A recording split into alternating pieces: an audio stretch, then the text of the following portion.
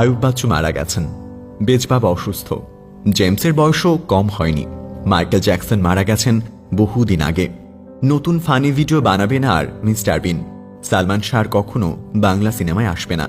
রাজ্জাক, রাজীব, হুমায়ুন ফরিদি সহ কি অসাধারণ ছিল তাদের অভিনয়। টেলিসামা, দিলদার তো অনেক আগেই চলে গেছেন। হিথ লেজারকে আর কোনোদিন জোকার চরিত্রে দেখা যাবে না। শাহরুখ, সালমান, আমির বুড়ো হয়ে যাচ্ছে। শৈশবের হিরোদের এখন ফানি লাগে। অসুস্থ কন্টেন্টে ভরপুর ফেসবুক আর চালাতে ভালো লাগে না। ভাই বোন যার যার মতো থাকে, একসাথে হাসি, আনন্দ অথবা মারামারি কোনোটাই আর আগের মতো হয় না।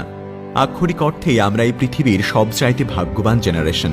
90-এর মাঝামাঝি থেকে 2005-6 সাল অবধি আমরা যারা শৈশব কাটিয়েছে এই বাংলাদেশে, তারা কি পায়নি? 3 গোয়েন্দা আর দীপু নাম্বার 2 পড়া দিয়ে শুরু। কিশোর, মুসা, রবিন আর জিনার সাথে আমাদের ভীষণ বন্ধুত্ব। তারপর একটু বড় হতেই মাসুদ